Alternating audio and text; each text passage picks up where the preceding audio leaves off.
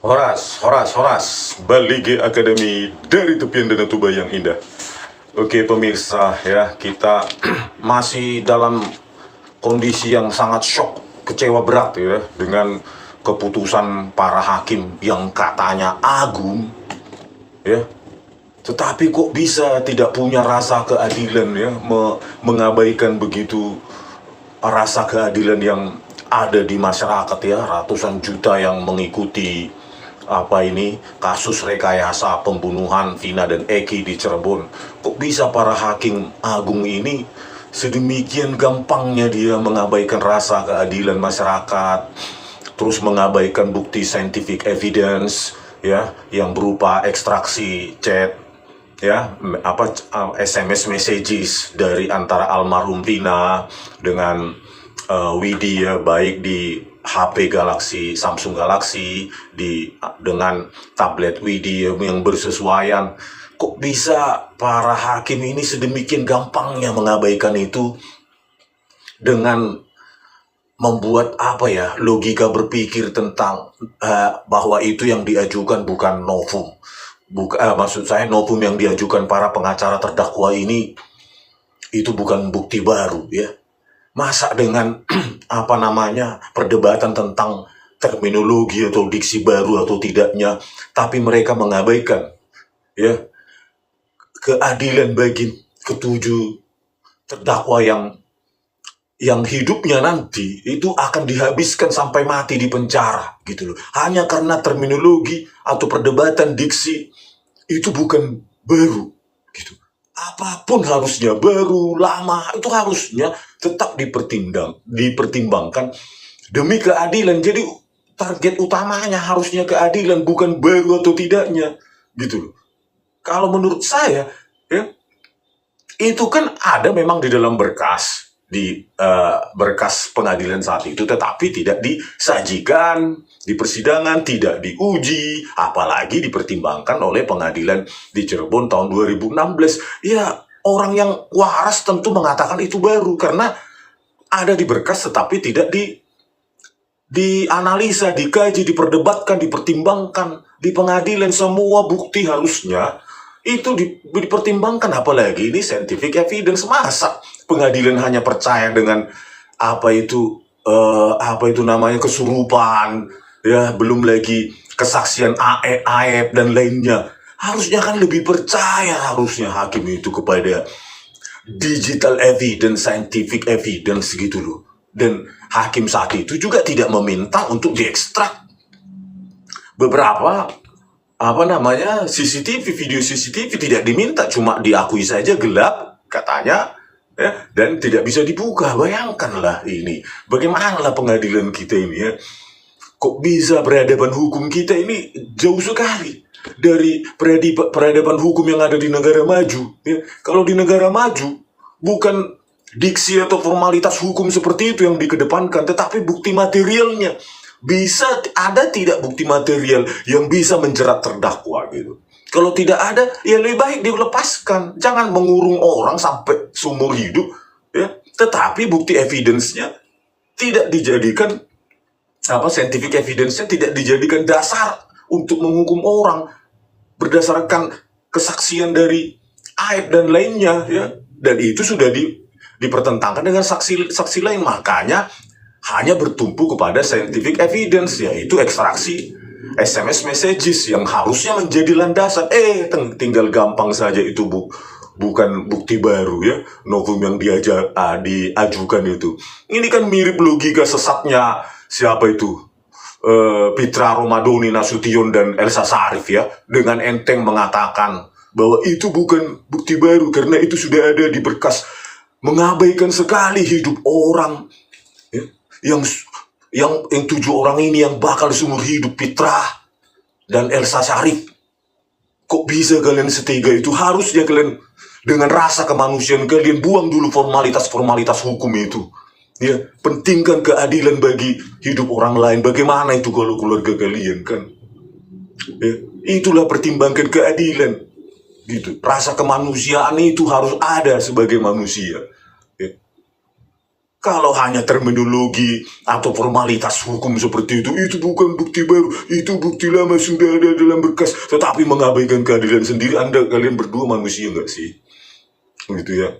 Kalau masih manusia harusnya itu diabaikan dulu demi tegaknya hukum, keadilan dan kemanusiaan yang adil dan beradab. Harusnya hukum di Indonesia ini harus lebih menekankan pada bukti materi, ya, bukan hukum acara, hukum formalitas. Katanya hukum yang hakiki adalah hukum yang esensial, substantif, yaitu berbasis bukti materi. Ini diabaikan sedemikian gampang oleh hakim itu ya, Burhan Dahlan, Yohanes Priyana, Sigit Triyono, terus siapa lagi itu, Jupriyadi, terus apalagi itu satu lagi. Bisa hakim-hakim agung ini tidak mempertimbangkan seluruh aspek demi tegaknya keadilan. Bukannya kalian ada di posisi itu, dibayar rakyat untuk menegakkan keadilan, keadilan dan rasa keadilan dari masyarakat itu. Inilah dengan entengnya kalian mengatakan itu bukan bukti baru,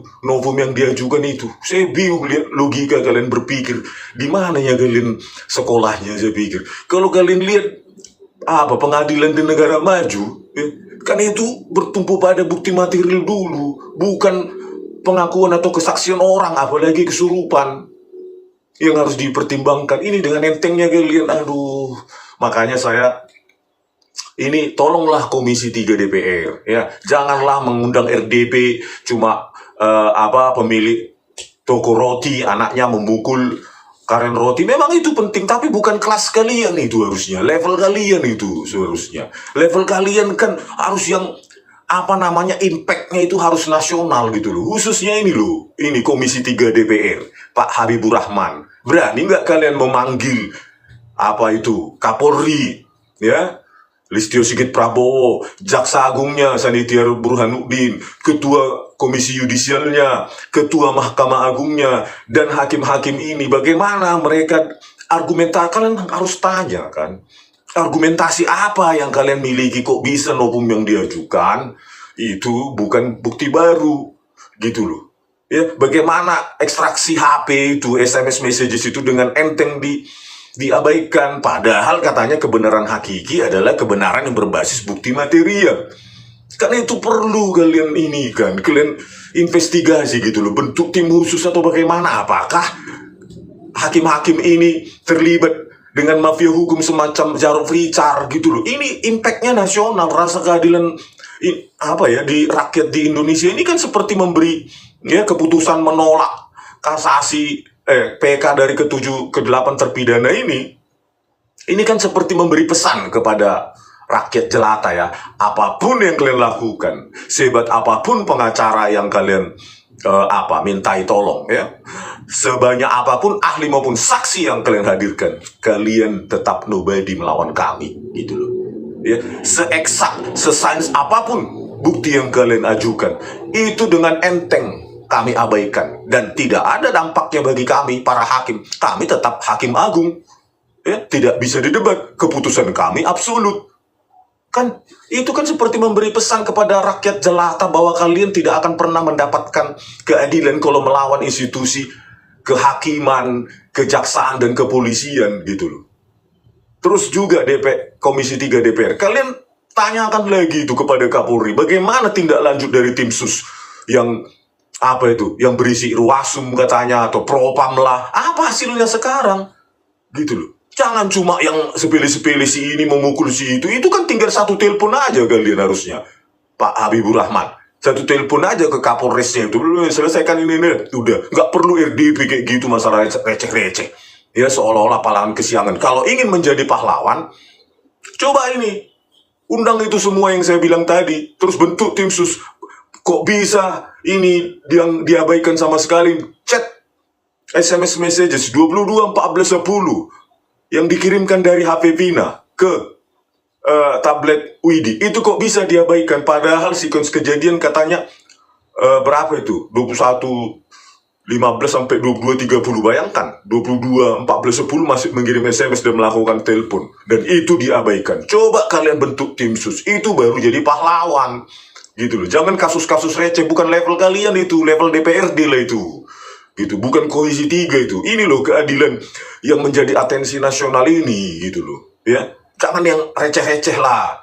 Ya, angkat dulu ini. Dan saya juga sudah bersurat itu, email kepada kalian Komisi 3, ya, untuk menghadirkan saya, dan di depan kalian, kita di depan publik menghadirkan itu, minta Listio Sigit Prabowo menghadirkan siapa itu, dua ahli forensik digital penipu Bareskrim Polri, Muhammad Noel Azhar dan Christopher Harimanrianto, biar ditonton publik. Banyak ahli IT di kalangan publik itu yang bisa menilai, gitu loh, betapa rusaknya ya kepolisian itu bisa menggunakan software gratis, freeware dan e-redshop untuk mengotak-atik video digital video hasil ekstraksi dari DVR di Cafe Olivier, kasus Jessica Wongso. Berani nggak kalian memanggil saya dan kepolisian beradu di depan kalian, gitu loh?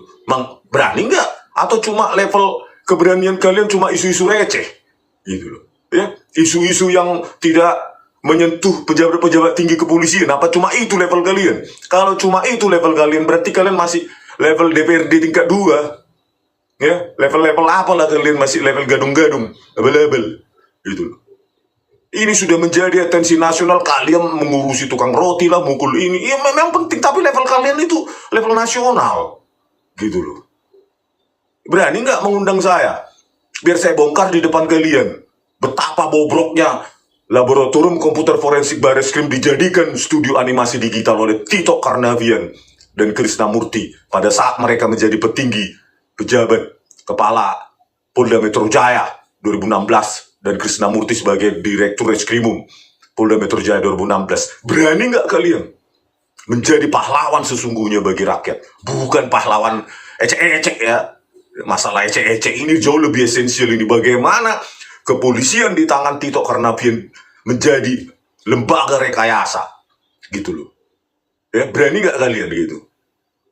Jangan mentalitas kalian, mental level kalian tuh level nasional, gitu loh. Memanggilnya itu bos-bos besar, bukan tingkat Kapolres sama Kapolsek yang kalian panggil. Kapolda, level kalian manggil Kapolri, Menteri, Kepala Yudisial, Komisi Kejaksaan, Jaksa Agung, terus apa lagi, ya, Mahkamah Agung. Itu level kalian manggilnya. Itu sebenarnya rekan kerja kalian. Kalau Kapolda sama Kapolres, rekan kerja DPRD itu jangan kalian ambil alih, gitu loh. Jangan yang receh-receh urusannya DPRD di daerah yang kalian urusin. Ya, saya tunggu. Ya, Komisi 3 DPR punya nyali untuk memanggil ini kasus rekayasa Vina Cirebon dan kasus rekayasa video CCTV Jessica Kumala Wongso. Ya, tunjukkan kalian punya nyali lah, dibayar rakyat. Tunjukkan kalian kelas nasional, memanggilnya yang pejabat-pejabat nasional juga. Oke, sekian dan terima kasih. Tonton video kami selanjutnya. Horas.